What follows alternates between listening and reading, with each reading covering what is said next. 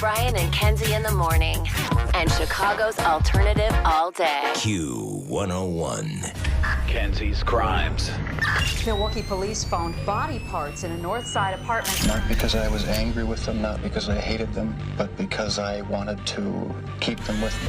Believe me, if I started murdering people, there'd be none of you left. This is evil, what those people have done to me. C says Heaven's Gate awaiting. I'm not guilty. Q101. Brian and Kenzie on Q101. Time for Kenzie's Krimes. When Kenzie takes us on a journey, and we all sit by the campfire and listen to a story of murder, mystery from around here in the Chicagoland area. Ivon Harris was an ordained Lutheran minister in 1968. Serving churches in Hazleton, Pennsylvania, Birmingham, New York, before moving to Buffalo Grove in 1994, our very own Buffalo Grove. And he became a pastor of Trinity Lutheran Church. You may know this one. It is 5106 North La Crosse Avenue in Chicago.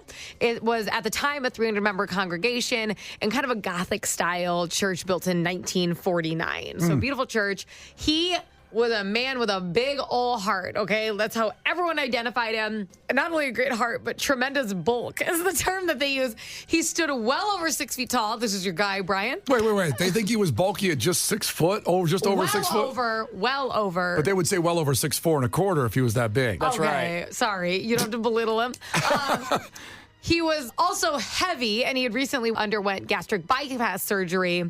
It was like his first week back at the church, and they were so happy to have him because he was just kind of the light of the building. Ivon Harris was his wife, and she too was a pastor and actually helped out at a lot of nursing homes being the in-house chaplain. They had a daughter named Sarah Harris. She graduated from Wheeling High School in 2000, where she combined her good grades with tons and tons and tons of extracurricular activities. She was a member of the National Honor Society, a peer tutor, a volunteer who helped at the Special Olympics, and she was a cheerleader. At the time, she was 24 years old and on her first year of teaching fifth grade at Ivy Hall Elementary School.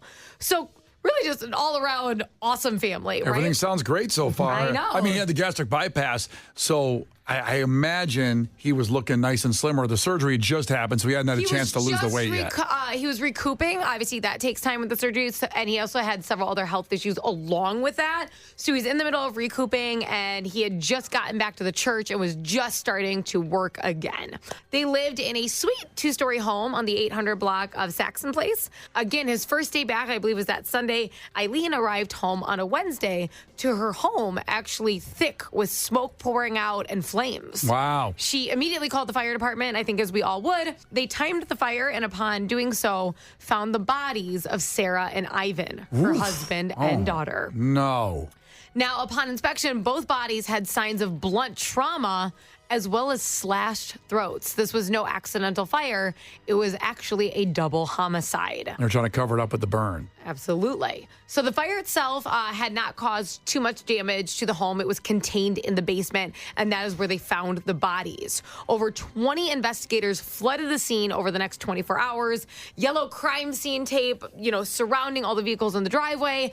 Ivon drove a Chrysler sedan and a Toyota truck, which were both coated with stickers of her sorority, the Sigma Kappa, as well as Dave Matthews Band, which he and she were a huge fan of. So just kind of sweet. They had all their bumper stickers of their lives, and to see this, this yellow tape surrounding it, it was just really sad and shocking for all the people in the neighborhood. Even though this wasn't too long ago, they were like, this is just a good area. It had been over 10 years since there had been a murder in the region of Buffalo Grove. They said the neighbors were all close, kind of doors unlocked, and this terrified everyone. And the question that truly baffled people is who would want to beat and burn alive two loving and kind people who are such a huge part of this community? Yeah. I'm going to pause right there. Well, when we come back, we'll find out the conclusion and hopefully a resolution of what happened and some justice done here with Brian and Kenzie on Q101. The Brian and Kenzie Show. On Q101. Brian and Kenzie on Q101, and the conclusion of Kenzie's Krimes. She laid out a very tragic story, and hopefully get a nice conclusion here and hopefully some justice. I like justice. Then you're going to like the story. Okay, good. Okay? I mean, I hate That's all I'm going to say. Hate the crimes. Hate the crimes. Love the justice if it happens. Amen, of course. So, a quick recap, if you're joining us, Ivon was a pastor in Buffalo Grove, as well as his wife, Eileen. They had a daughter named Sarah Harris, and she was a 5th grade teacher at Ivy Hall Elementary School. Eileen arrived home one evening to her house on fire, and both Ivon and Sarah's bodies were found inside their home, but this was not an accidental fire. It was completely a double homicide based on the beating, the slashing of the throats, and then it was clear that the fire had been staged. Bloody prints and DNA were both found on scene. So this was done in a messy way, and that led to the very quick questioning of Russell Settlemeyer, okay? He was the housekeeper for more than 5 years at the Harris's residence. He also had a side job of selling trinkets at flea markets. Wait a minute. You really got to Dun, dun. Well, you've got to vet people that come into your home, like babysitters. I'm fascinated that people can have a housekeeper. He also did trinkets. He sold trinkets. Isn't that a red flag if you go through a little bit? Like, he's a great housekeeper, but he also sells like flea market trinkets on the side. Going to the flea market seems a little, I don't know, just a little bit of red flag for me because I think I have trinkets he might take to the flea market. Might take him out of there. I might miss him. This would have been a red flag for you as a housekeeper. Now, keep in mind, they're both pastors, so they're just kind of seeing the best in everybody. Yeah, that's the problem. That's the problem. You can't do that. That's what Brian always says.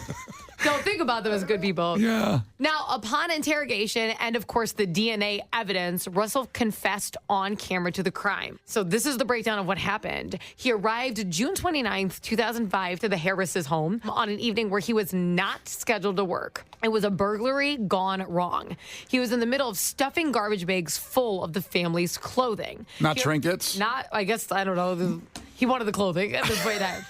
He may have gotten, maybe that does well. You know where the best flea market is? It's the one in the Allstate Arena parking lot on Sundays. Huge. It's really nice. Maybe that's where he was going. Yeah. I don't know. I'm not trying to give that one a bad rap. It seems really nice, but he may have been on his way there. Well, you can't control the people that go there, the patrons, that they might have done something bad before they got there. But that's like, if you want a good flea market, that's a badass one. Okay, now he had several bags full of clothes already lined up against the wall when Sarah Harris walked into her home. He attacked her, binding her with duct tape, gagged her, and covered her eyes with a bandana. Then Ivon Harris arrived home not long later. Russell, now keep in mind, Ivon had a lot of health issues, and he was recovering still. Russell pushed him down a staircase going into the basement. Oof. He beat both the father and the daughter with chairs and slashed their throats and hands with knives. Terrible. Awful. Yeah. Russell gathered flammable material in the basement and set it on fire to try to cover up the crime. However, that was the final fatal blow. Although Ivon and Sarah had both, horrible, horrible wounds and suffered through that, the Cook County medical examiner found the primary cause of death was actually smoke inhalation. Ugh. So what sucks is I wish he just would have thought that had done the job, because they actually probably could have been saved, because Eileen didn't arrive home too much later than this. When police arrived on site that evening, the clothes were still in bags, and Russell had only escaped with $100 in cash. So all of this for $100. And the clothes he would have got, but he burned them up. Yeah, I mean, some were still bagged up. God. Yeah, so... I mean, and what would that have really gotten you, right? Like, I've had garage sales. You don't become a millionaire because of from used clothing. Like, what year was this again? So this was 2005 that the crime happened. Okay, $100 was still $100 in 2005. Yes. Like $100 today is like $6. It's like a gas tank. Yeah, maybe. I mean, you can't get anything for $100 today. It's horrible. Back then, you could still get a decent amount of stuff, but still.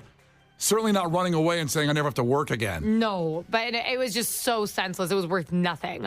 Russell was described by neighbors as a super quiet man. A lot of people knew him in the neighborhood. He was born in Michigan in 1961. He began working at age 11, never attended high school. Both his parents had passed away, and he didn't know where any of his living 3 siblings lived. He was in no communication with them. They probably didn't want to give him their address. I know, so kidding. The trinkets thing really messed with him. I wouldn't do it. Yeah. I obviously, if he was related to somebody like you, he'd never be invited home. No. He received a lifelong prison sentence due to his double homicide, and his sentence ended April 2020. He was the first prisoner to ever die from contracting coronavirus. Really? First prisoner ever to die from coronavirus. That's the best news I heard about COVID ever. Yeah, I Took know. out him. That was a good sniper result on it. Now, shout out. I'm not going to say the name because I'm not sure if he wanted his name involved, but a crew member sent this story in, and it's actually because he dated Sarah Harris in high school and knew the whole family. Oh, my God. And he's like, hey, they were such good people. This is my ex from high school. You should do a deep dive on it. So thank you so much for sending this in. And Eileen is an incredible woman. She is still alive. And not that long ago, right before he did get coronavirus and passed away, she went and saw him in person and forgave him. You see that, in so many stories, know. and those people are such. I don't know if it's the word saints, but I don't know how you have that vision or that thought process to do that. Honestly, this one person stole my parking spot like 3 years ago, and I would still hit them with my car if I saw them. I don't have this in me. As long as you forgive them after you run them over. Or, yeah, then I would forgive them. I forgive you. Kenzie's Krimes. Milwaukee police found body parts in a North Side apartment. Not because I was angry with them, not because I hated them, but because I wanted to keep them with me. Believe me, if I started murdering people, there'd be none of you left. This is evil, what those people have done to me. See, says Heaven's Gate away team. I'm not guilty. Q101. Well, another edition of Kenzie's Krimes. If you just came in at the end, remember we posted on the podcast. It gets a separate feed there so you can see it really easy and go for it. And wow, that was a doozy. Now we keep moving forward here because coming up, here's what's happening in the next 20 minutes. First off, the Q Olympics continues. Another event. We only have 4 more the rest of the week. The gold, silver, and the bronze between myself, Kenzie, and Case the producer. Woo! So we'll see what happens today. We'll tell you what the event is here. It's 8:45, just a few minutes away. Today's event is fun, okay? As opposed to what? Well, they're all supposed to be. Unfun I guess they all were supposed to be fun. They're fun. I mean, planking sucked. Let's look at it. Planking sucked. Yeah. You guys did not have fun with the typing test. No, I was stressed out. I didn't understand the concept. I Type didn't the like words it in at front of all. you. I didn't like it. The 20-yard dash, I had to take a leave for 2 days afterward. And that was traumatic for you more so than fun. But since Billy Corgan noticed it, it was worth it. But Billy Corgan made Worth fun it. of you for it. Well, we're going to try out for the Cubs, me and Billy. The thumb wrestling, I felt like was a pretty slanted thing for me to have to do, but whatever. Well, listen, look at planking. Like, I had to plank 6'4" and a quarter. You had to plank 5'2", so that was an advantage for you. Because my strength, I don't have your strength planking my body. But I had to plank longer. You have more muscles. Thank you. You're welcome. You are welcome. We'll announce today's event at 8:45, and then, of course, coming up at 9, make sure you're here. Green Day's on Q101, the exclusive intimate lounge with Green Day. No one gets this except Q101 listeners, you. If you're here at 9, we're going to play 2 songs in a row.